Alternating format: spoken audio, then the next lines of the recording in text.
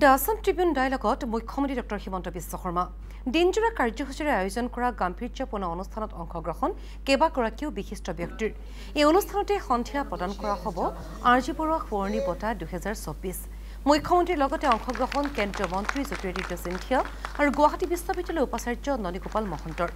উদ্বোধনী অনুষ্ঠানৰ পিছতে বহনক্ষম উন্নয়ন সামাজিক অন্তৰ্ভুক্তি আৰু সামগ্ৰিক বিকাশৰ বাবে ক্ৰীড়া সংবাদ মাধ্যম আৰু সাংবাদিকৰ ভৱিষ্যত সাংস্কৃতিক ঐতিহ্য আৰু পৰিৱেশ সংৰক্ষণ অসমৰ যুৱ আইকন আদি বিষয়ক লৈ কেইবাখনো আলোচনা চক্ৰ অনুষ্ঠিত হয়।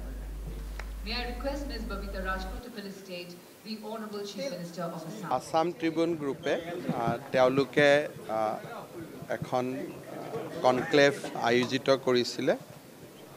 নতুন অসমৰ ভৱিষ্যত দৰ্শন অসমৰ ভৱিষ্যত কেনেকুৱা ধৰণে মই দেখা পাওঁ আৰু অসমৰ ভিতৰত বিভিন্ন সমসাময়িক সমস্যাবোৰ সমাধানৰ বাবে আমাৰ প্ৰচেষ্টা কি হোৱা উচিত তাৰ বিষয়ে কিছু ক'বলৈ সুবিধা পালোঁ আটাইকে মই ধন্যবাদ জনাইছোঁ।